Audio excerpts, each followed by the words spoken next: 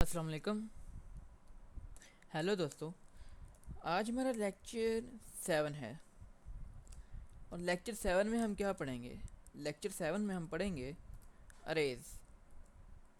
तो अरेज क्या चीज़ है? अरेज एक कलेक्शन है, एक ग्रुप है कंसेक्टिव मेमोरी लोकेशन का जिनका नाम और टाइप सेम होता है। तो अरेज की ज़रूरत क्यों पड़ती है?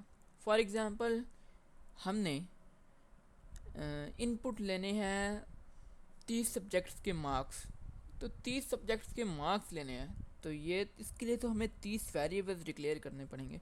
लेकिन अरेज की मदद से हमें 30 वेरिएबल डिक्लेयर नहीं करने पड़ेंगे। 30 वेरिएबल्स डिक्लेयर करना खुद बड़ा मुश्किल काम है। For example A, B, C, D, E, इसी तरह। क्या यही काम रह गया सिर्फ? जी नहीं। तो अरेज की मदद से हम हमें काफ़ी आसानी हो जाती है। तो अरे को हम डिक्लेयर कैसे करते हैं?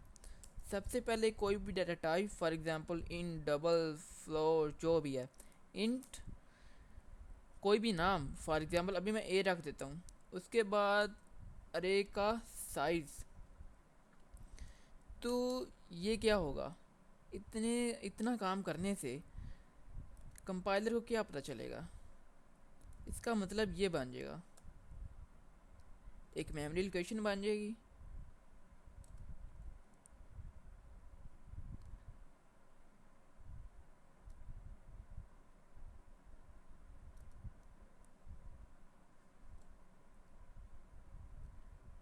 5 है ना?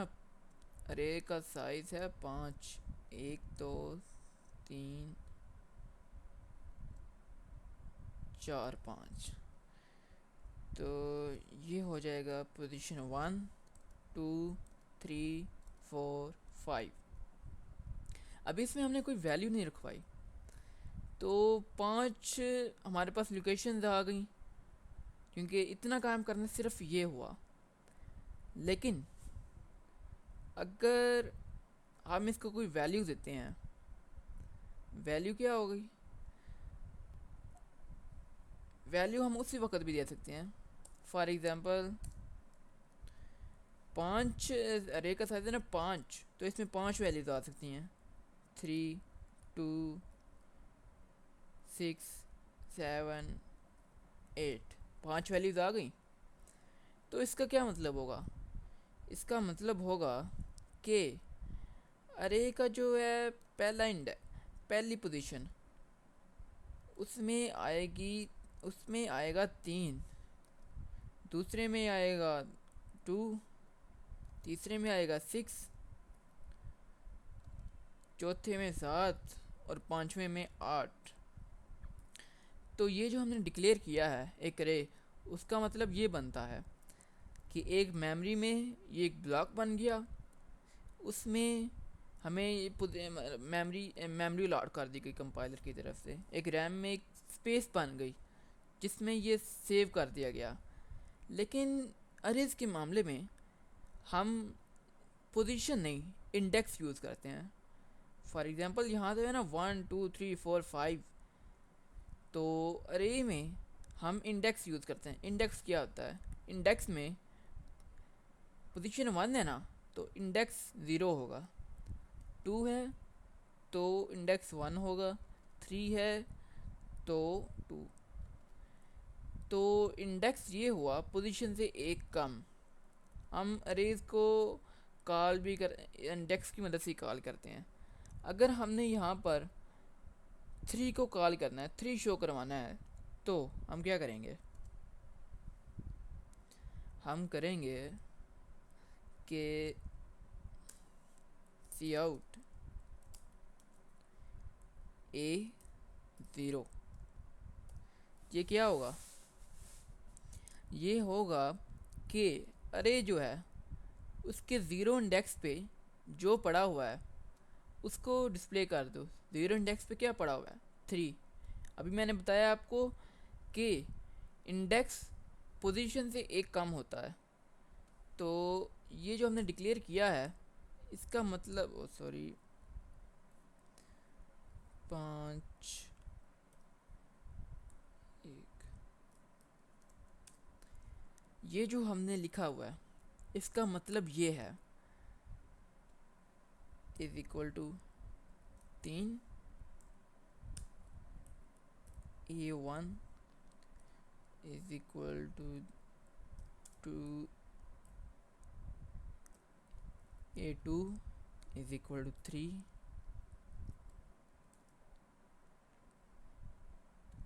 6 A3 is equal to 5 and A4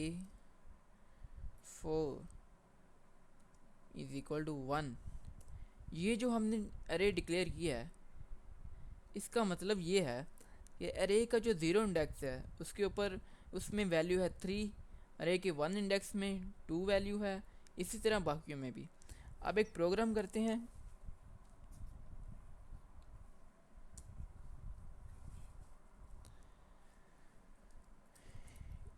include iostream using namespace std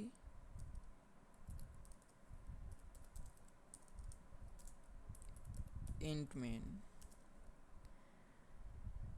एक अरे डिक्लेयर करते हैं फॉर एग्ज़ाम्पल उसी तरह हम जैसे हमने पहली एग्ज़ाम्पल की, साइज़ 5, अरे का नाम है a, साइज़ है 5, उसमें कुछ वैल्यूज़ रखवा देते हैं 2 3 4 5 6।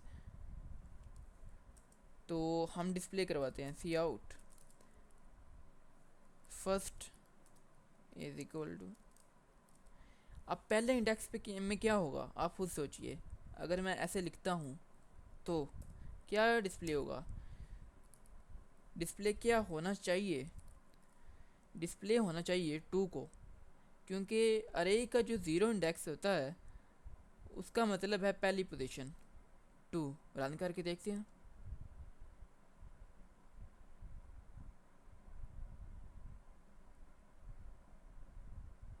ये देखें फर्स्ट इज इक्वल टू, ये देखें पहला इंडेक्स था तो इसी तरह सी आउट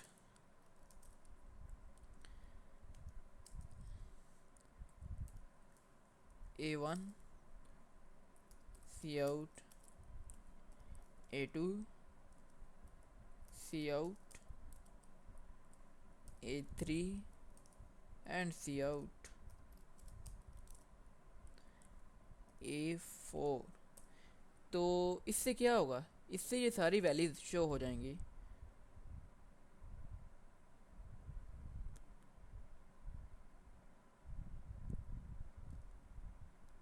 अब ये क्या 2 3 4 5 6, ये इसलिए है कि हमने एंड एल नहीं यूज़ किया, इसलिए सारी वैल्यूज इकट्ठी आई थी।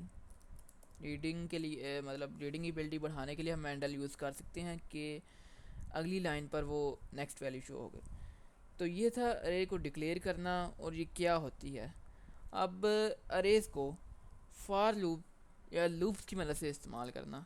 एक सिंपल प्रोग्राम करते हैं जिसकी मदद से हम 5 सब्जेक्ट्स के मार्क्स एंटर करवाते हैं। इंक्लूड iostream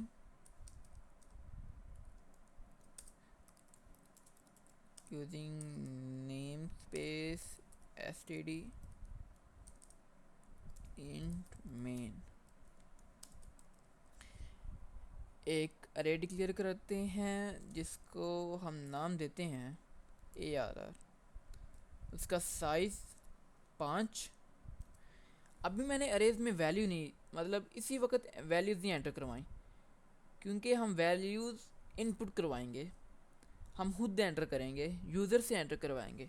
तो कैसे एंटर करवाएंगे?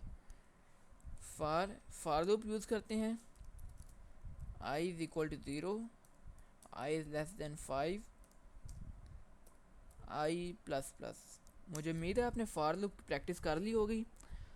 तो कैसे करवाएंगे हम input? Marks C out enter marks of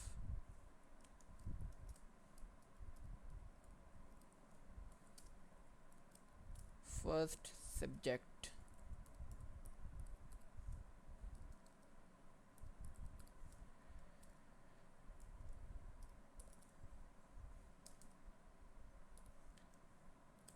scene array i. अब ये जो मैंने लिखा है इससे क्या होगा, इससे ये होगा, ये लाइन तो सिंपल शो करवाएगी कि पहला जो होगा enter marks of one subject, मतलब फर्स्ट सब्जेक्ट का।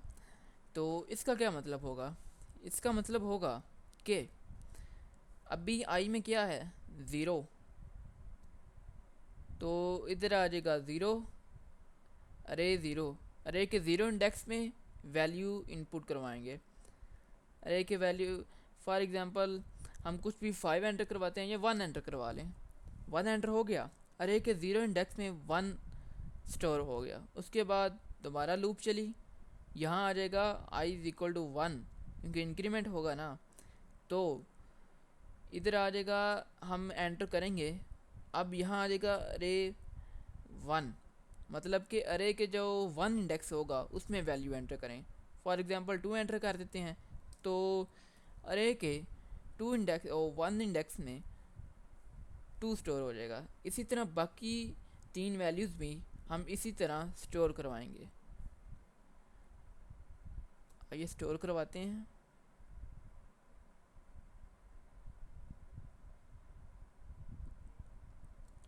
एंटर मार्क्स ऑफ सब्जेक्ट 1, पहले में सब्जेक्ट 2, सब्जेक्ट 3, सब्जेक्ट 4, सब्जेक्ट 5। ये हमने अरे में वैल्यू स्टोर करवा दी। अरे का नाम है ARR, और उसमें ये वैल्यू स्टोर हो चुकी हैं 34, 55, 66, 77, 88। अब हम इनको डिस्प्ले करवाते हैं। डिस्प्ले करवाने के लिए भी वही तरीकाकार है, for loop int i is equal to 0, i is less than 5, i plus plus, C out array i and. अब इससे क्या होगा, इससे ये होगा कि पहले है आई की वैल्यू 0, मतलब यहाँ होगा 0, तो अरे के 0 इंडेक्स में जो भी हमने लिखवाया है वो शो हो जाएगा। उसके बाद इंक्रीमेंट होगा और आई की वैल्यू हो जाएगी 1, तो अरे के 1 इंडेक्स में जो भी होगा वो शो हो जाएगा। तो उसके बाद इंक्रीमेंट होगा, आई की वैल्यू हो जाएगी 2, इसी तरह अरे के 2 इंडेक्स में जो कुछ होगा वो शो हो जाएगा। इसी तरह बाकी भी शो हो जाएंगे। तो आप देखिए कि ये कैसे रन होता है।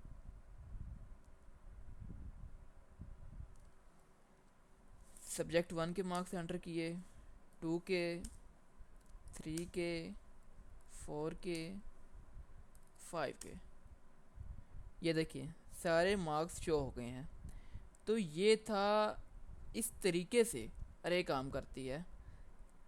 अगर यही हमें एक एक करके वैल्यूज़ एंटर करवानी होती तो हमें एक वेरिएबल डिक्लेयर, हमें 5 वेरिएबल डिक्लेयर करने पड़ने थे, BCDE। इतना काम तो आसान है 5 तक, लेकिन अगर ये वेरिएबल 10 से मतलब 10 वैल्यूज़ हमने एंटर करवानी होती तो यहाँ पे हमें 10 वेरिएबल्स डिक्लेयर करने पड़ने थे। और बड़े प्रोग्राम्स में तो हमें काफ़ी ज़्यादा वेरिएबल्स डिक्लेयर करने पड़ते हैं। तो ये काम मुश्किल है, इसलिए हम अरेज को यूज़ करते हैं कि यहाँ पर अगर हमें 100 वेरिएबल भी डिक्लेयर करवाना हो तो वो आसानी से हो जाएगा। अगर आपको इस लेक्चर में कोई कन्फ्यूजन है तो मुझसे ज़रूर कांटेक्ट करें, कमेंट करें, मैं ज़रूर जवाब दूंगा। आज के लेक्चर के लिए इतना ही। अल्लाह हाफिज़।